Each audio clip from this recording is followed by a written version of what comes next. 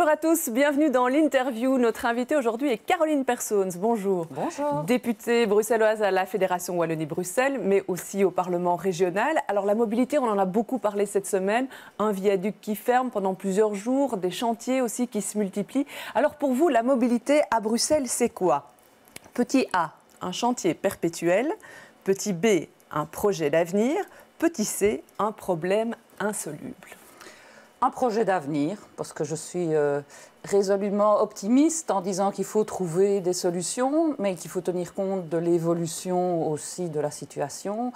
Et c'est vrai que ça a créé un certain chaos de fermer un viaduc qui a été conçu il y a des années et des années. La mobilité a changé.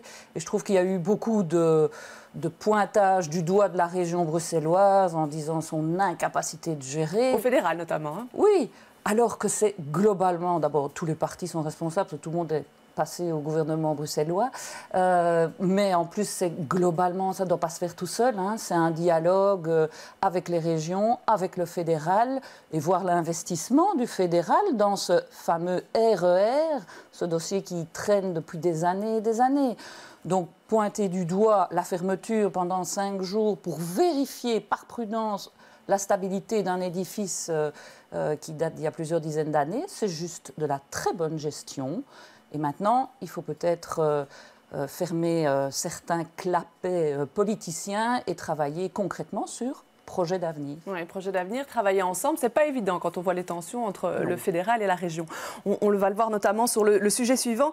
La lutte contre la discrimination à l'embauche va avancer aujourd'hui au Parlement bruxellois. On vote un texte important qui va permettre dès janvier d'envoyer des faux CV ou de faire des appels mystères auprès des entreprises pour voir s'ils respectent bien la législation.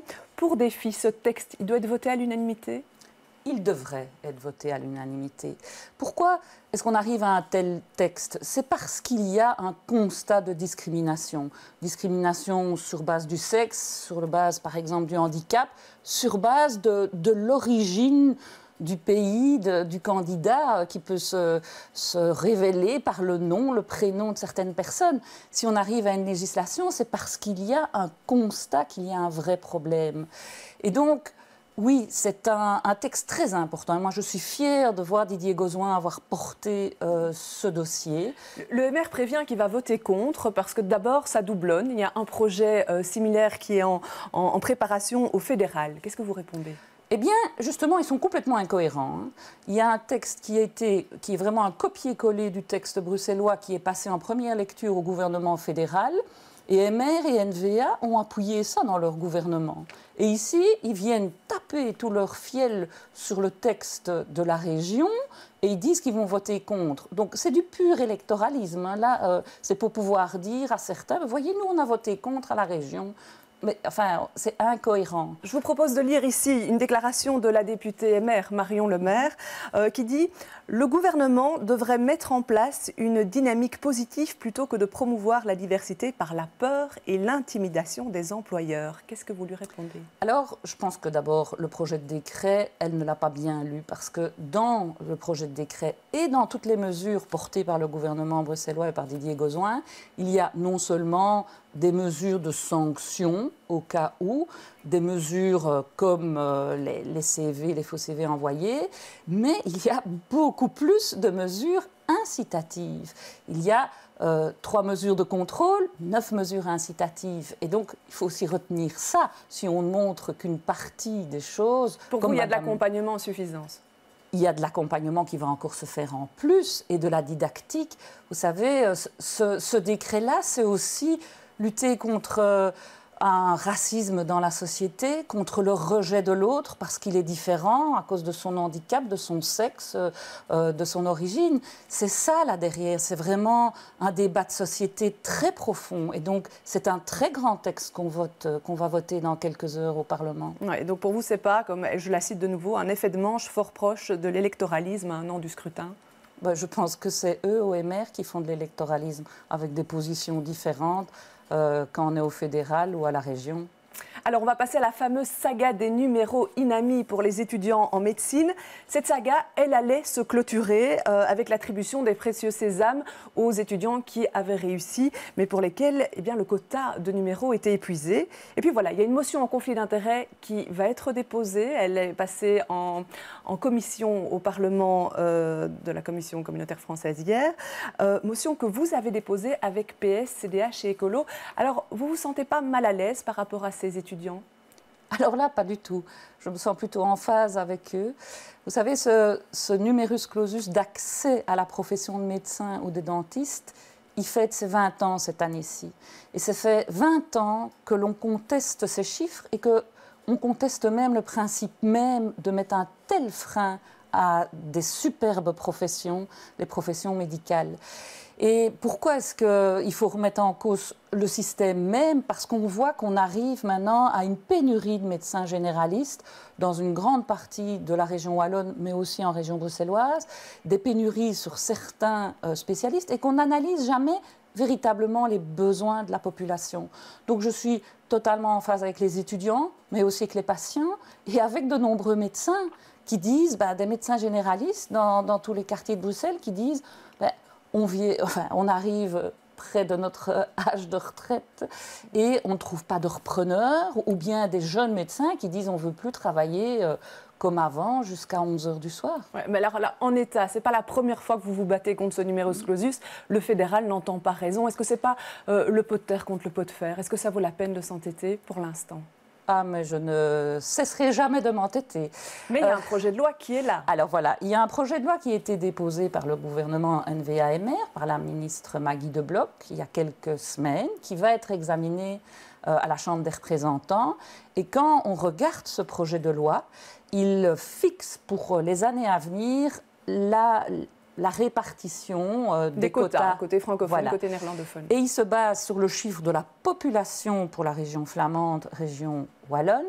Mais à Bruxelles, plutôt que de regarder par exemple le nombre d'habitants choisissant une carte d'identité en français ou en néerlandais, ou le chiffre des élections, ou le nombre de médecins, on fixe un quota basé sur le nombre d'enfants fréquentant les écoles francophones néerlandophones en primaire et en secondaire.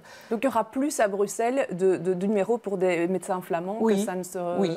Donc au-delà en plus du problème de ce quota même, nous disons que le quota, les règles choisies pour la région bruxelloise ne sont pas justes. Dans une interview, vous disiez « Ce projet de loi organise la pénurie de médecins au sud du pays ». C'est carrément machiavélique, ça, hein? Mais bien sûr, c'est pas moi qui l'invente. Quel est le constat dans les recherches de fonctions qu'on Mais ça veut dire qu'il y a un projet du fédéral qui est de mettre à mal il la organise. situation. Alors, derrière, quel est leur état de pensée? À eux, il faut les sonder, Maggie De Blok et la NVA au niveau fédéral. Mais derrière, c'est un projet qui organise la pénurie. Il manque déjà de médecins au sud, en Wallonie et dans certains quartiers bruxellois ou dans les hôpitaux. Et vous savez, parmi les médecins qui reçoivent leur numéro Inami, entre 2011 et 2015, du côté francophone, il y a 41% de ces médecins qui ont reçu le numéro Inami qui ont été diplômés à l'étranger, contre 16% du côté flamand. Donc ça veut dire qu'on va chercher les médecins à l'étranger pour simplement répondre aux besoins des patients, aux besoins des hôpitaux, des centres médicaux ou aux besoins des centres de santé mentale. Il y a quelque chose qui ne va plus. Et donc c'est ça, le fait d'avoir soulevé ce conflit d'intérêts, c'est de dire, attention, on pénalise les générations futures. Alors, le conflit d'intérêts, qu'est-ce qu'il fait? Il bloque l'examen du projet de loi pendant 2 mois. Si jamais ça passe à la Fédération Wallonie-Bruxelles, 2 mois supplémentaires. Après, qu'est-ce qui se passe? Mais donc voilà, le conflit d'intérêts, c'est pas aller va-t-en-guerre, c'est dire, prenons le temps de réfléchir et de négocier. On voudrait que le fédéral, on voudrait que la NVA, le VLD et le MR entendent aussi les demandes des Bruxellois et des Wallons. Voilà, c'est ça, c'est dire, attention, prenons le temps de discuter. Alors, sujet suivant, c'est le projet de centre récréatif Drôme qui était en commission de concertation ce matin.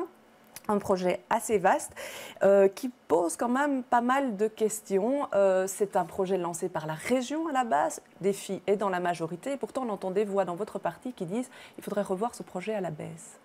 C'est-à-dire que c'est un lieu superbe, hein. C'est une zone Natura 2000. L'ancien hippodrome de Boisfort. Voilà, une zone Natura 2000, bordée par la forêt de Soignes, bordée aussi par certaines rues avec des habitants.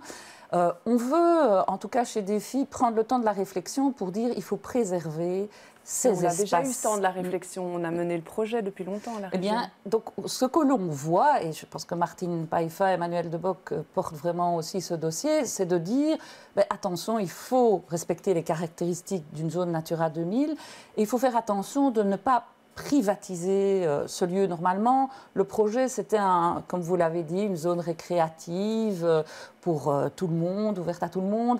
En faire une zone événementielle réservée à quelques-uns pour des événements VIP, on a des craintes. Eh bien, voilà, c'est de nouveau dire attention à cela et prenons le temps de l'écoute. Alors, les élections communales, elles approchent. Dans votre commune, à Woluwe-Saint-Pierre, on n'est pas un très bon élève en termes de parité au sein du collège. Il y a 2 femmes sur 7... 2 Caroline. Voilà, 2 femmes et 7 hommes. Vous êtes pour l'obligation d'un quota 2 tiers, 1 tiers... oui, 2 tiers de membres du même sexe au sein du futur collège. Alors, de nouveau, je pense que c'est peut-être un peu comme la discrimination à l'embauche. On aurait pu se passer peut-être d'une législation s'il y avait d'autres mentalités. Ici, de nouveau, je pense qu'il faut faire évoluer pour aller vers une parité, si possible. Voilà. Et donc, il faut que ce texte ici, qui est à l'étude pour l'instant, rentre en application pour le prochain scrutin. Oui, alors il y avait une proposition écolo qui était 2 tiers, 1 tiers. Le groupe de travail, là, est en train de plancher. La proposition de Défi, c'est de dire... le bourgmestre, le président de CPAS sont en dehors de ça, mais pour le collège Échevinal, arrivons à une présentation paritaire, mais on présente sur l'acte de présentation les échevins, un homme, puis une femme, puis un homme, une femme, et comme ça on arrivera au minimum à 2 tiers, 1 tiers. Parfait. Vous, aux prochaines élections, vous choisirez plutôt la Fédération Wallonie-Bruxelles que la commune? Écoutez, c'est dans un an, on doit encore voir et discuter. Très bien, je vous remercie d'être venu sur ce plateau. Je vous remercie de nous avoir suivis. Demain, dans Les Experts, on parlera budget avec Sophie Wilmès et Ahmed Lawesh. Bon week-end à tous.